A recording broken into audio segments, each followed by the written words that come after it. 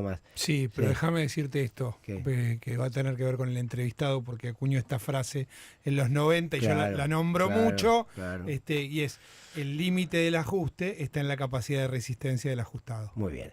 Eso lo Mm, dijo el querido sí, Carlos Heller, que lo llamamos para que claro. nos ayude a entender a ver si el ajuste puede ser mayor si cae la recaudación, entre otras cosas. Carlos, querido, abrazo, ¿cómo va? Hola, ¿qué tal? ¿Cómo les va? Muy bien. Enorme abrazo a todos allí.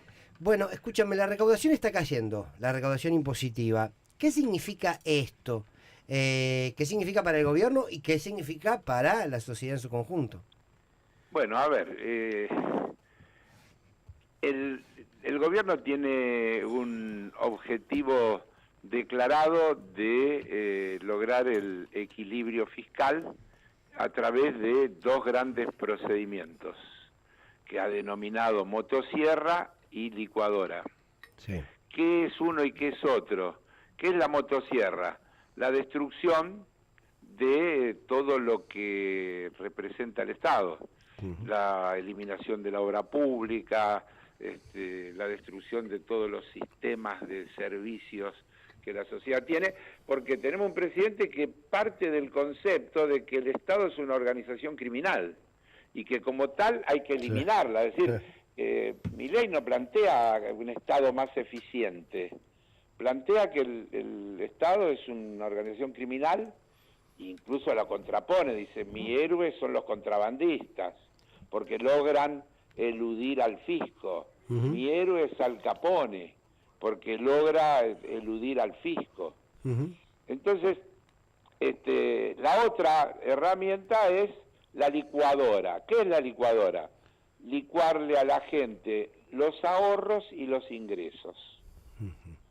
Y es lo que han hecho con el sistema previsional y es lo que hacen con los salarios y por eso los conflictos que tenemos dando vuelta, incluso llegando a esta situación de convenios que no se homologan, con lo cual incluso están abandonando, traicionando uno de sus definiciones, yo diría, conceptuales. El presidente dice que no hay falla de mercado, que el mercado no tiene falla y que todo es oferta y demanda.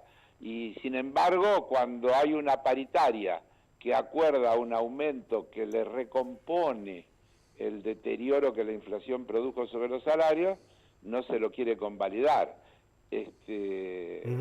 Entonces, resulta que esta idea de dejar que la oferta y la demanda jueguen libremente, que las partes acuerden y demás, es siempre y cuando sea en función de los objetivos planteados. Claro, Bien, porque... dicho esto, déficit cero, entonces recortando gastos a mansalva, que generan, entre otras cosas, una caída de la actividad económica. Claro. Y entonces vemos que baja el consumo, vemos que bajan las ventas, que las pymes anuncian caídas importantes en sus ventas, y obviamente baja la recaudación impositiva. Claro.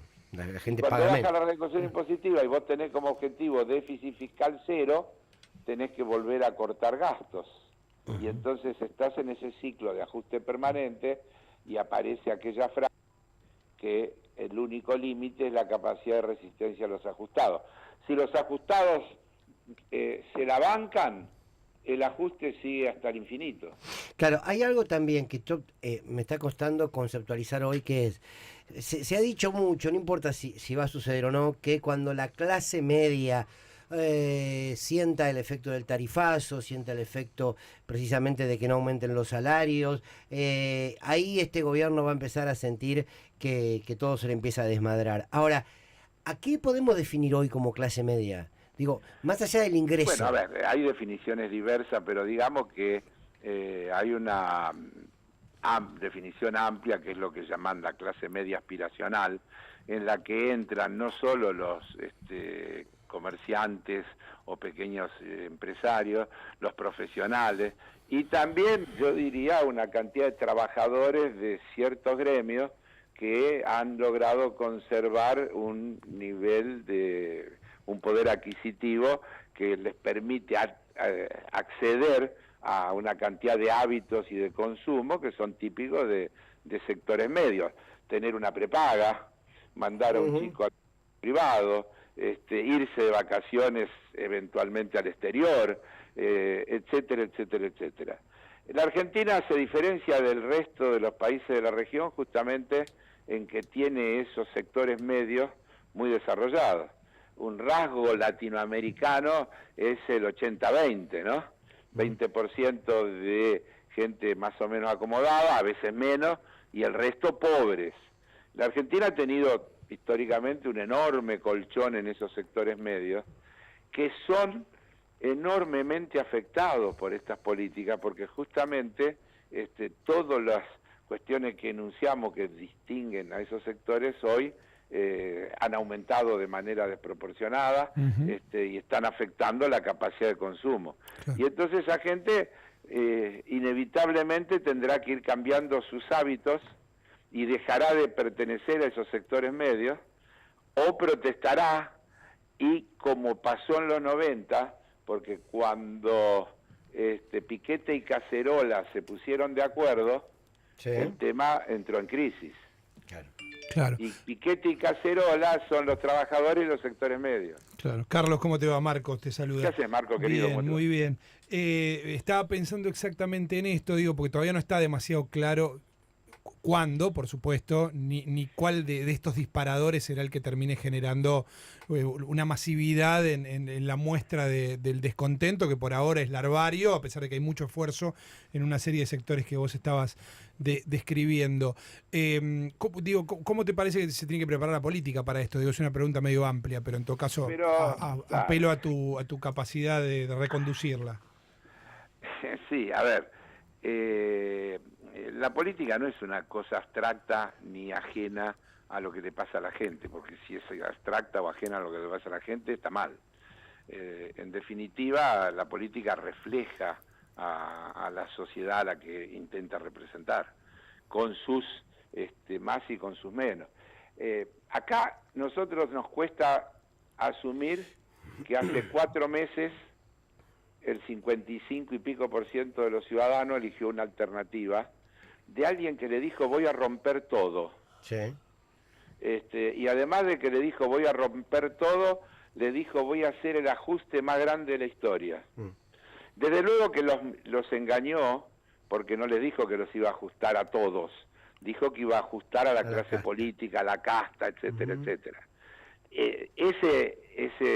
Ese mito hoy ya está develado, ya creo que nadie puede sostenerlo. Ahora hablan de 60 y 40, empiezan a intentar ecuaciones, qué sé yo cuánto. En la medida que la sociedad va tomando conciencia de que el ajuste lo involucra, es muy probable que también vaya reaccionando en general y adoptando posiciones más críticas. Nosotros todavía tenemos un problema grave, a mi juicio, entre tantos otros, que también es producto del individualismo que se ha instalado en nuestra sociedad. Entonces, si los maestros hacen paro, los demás dicen, bueno, yo cómo hago con los chicos, porque ¿a dónde tengo que mandar los chicos al cole? Si los trabajadores del transporte hacen paro, la gente que no puede usar el transporte se queja. Entonces tenemos todavía una falta de visualización de la reivindicación colectiva y de entender que las cosas no son de a una. Algo parecido pasó en la política, en el tratamiento parlamentario de la ley ómnibus. Claro. Fíjate que cuando se trató en general, sacó 148 votos. Es decir, había una mayoría de los diputados que querían aprobarla. Sin embargo, cuando se trató en particular, a esos mismos diputados y diputadas les resultaba muy difícil votar a favor de determinadas cosas que, por ejemplo, afectaban a su zona o al sector que ellos representan. Que yo digo, doy siempre el ejemplo. Imagínate un diputado de zona fría votando por la eliminación del beneficio de zona fría, aunque sea del PRO. Es difícil, ¿no? Claro. Es difícil. Sí. Entonces todavía tenemos el problema de que frente a lo particular se reacciona positivamente, pero le cuesta a muchos entender que eso particular es producto de una cosa mucho más amplia, que es una política, que es esta política de... Uy, se me parece que se cortó. Se cortó. Bueno, llámalo a ver si aunque sea lo podemos despedir. Bueno, es cierto, ¿no? Aquí hay una derrota cultural en Milei, en el triunfo de Milei, sí, la hay. Pero también es circunstancial, quiero decir, responde a una época que, insisto, estoy de acuerdo con lo que decía Ger recién, cuando ayer charlábamos también algo de esto, la lógica de la ruptura se puso por encima. La sociedad argentina evaluó evidentemente que era momento para romper. ¿Y romper qué? Todo, casi que romper sin pensar. Yo me acuerdo que en aquel momento hablaba mucho de que la elección fue un acto de emoción violenta. Yo creo que se votó con enojo, se votó con cierta violencia, se votó con desilusión. Y cuando vos encontrás que la desilusión, que la bronca, que la antipolítica tiene un nombre y apellido, bueno, Sí. ahí la situación cambia, ¿no? Se vuelve como un camino posible. ¿No? Claro. La locura esta, Claro. la cosa sin destino, tiene un destino y un camino posible, ¿no? Ahí lo recuperamos, Carlos. Sí, no sé dónde se cortó, cuánto hablé. No, escúchame, igual te quiero hacer otra pregunta, porque no te quiero robar tampoco más tiempo. Dale.